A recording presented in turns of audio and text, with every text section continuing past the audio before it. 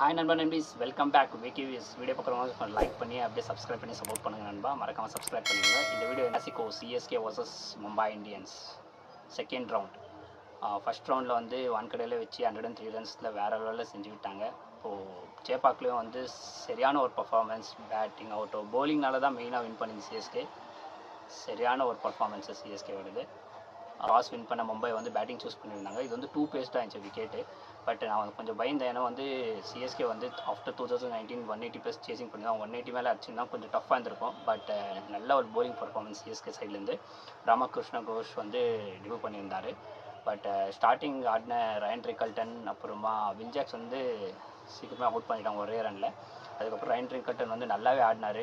அது ஒரு 200 போகிற ஸ்கோர் மாதிரி இருந்தது. அவங்க ஃபஸ்ட்டு 6 ஓவரில் அடிச்சது. அதுக்கப்புறம் நல்லாவே ரிஸ்ட்ரிக்ட் பண்ணி கரெக்டாக 159க்கு வந்து ரிஸ்ட்ரிக்ட் பண்ணாங்க பவுலர்ஸு. அன்ஷுல் கம்போஜ் வந்து வேறு டாப் நாச் பர்ஃபார்மன்ஸு போலிங் எல்லாருமே நல்லா போட்டாங்க. 100 கூட கப்பல் ஆஃப் விக்கெட்ஸ் எடுத்திருந்தார். எல்லாமே நல்லா போட்டிருந்தாங்க. அதுக்கப்புறம் சேஸ் பண்ண ஆரம்பித்த சிஎஸ்கே வந்து சஞ்சு வந்து ஒரு 2 4 அடிச்சு கிளிம்ஸ் காமிச்சார். அதுக்கப்புறம் அவுட் ஆகிட்டார். அதுக்கப்புறம் கேப்டன்சி இன்னிங் இந்த ருத்ராஜ், ராக்கெட் ராஜா வேறு லெவல். போன மேட்ச் எப்படி வந்து ஒரு இன்னிங்ஸ் பேஸ் பண்ணால் அதே மாதிரி இந்த மேட்சும் சரியான ஒரு இன்னிங்ஸு. கேப்டன்சி நாக்கு ஒரு 68 ரன்ஸ் அடிச்சிருந்தாரு. அது கூட வந்து இந்த வாட்டி வந்து கார்த்திக் சர்மா வந்து இம்பேக்டாக வந்து ப்ரொமோட் பண்ணியிருந்தாங்க நம்பர் 4க்கு.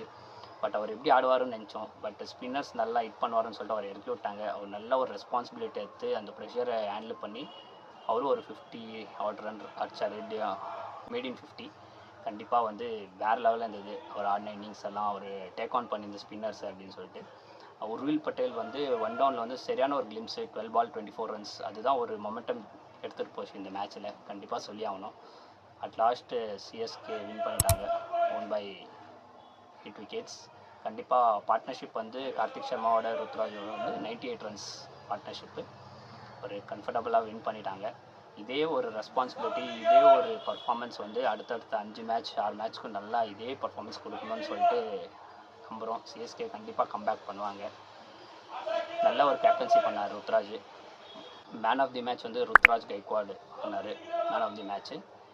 நீங்கள் சொல்லுங்கள் இந்தியன்ஸ்கோட பர்ஃபார்மன்ஸ் எப்படி இருந்ததுன்னு மறக்காமல் கமெண்ட் பாக்ஸில் கமெண்ட் பண்ணுங்கள். இந்த வீடியோ பிடிச்சிருந்தா லைக் பண்ணுங்கள், ஷேர் பண்ணுங்கள், மறக்காமல் சப்ஸ்கிரைப் பண்ண மறந்துடாதீங்க. அடுத்த வீடியோ சந்திக்கலாம். Bye guys.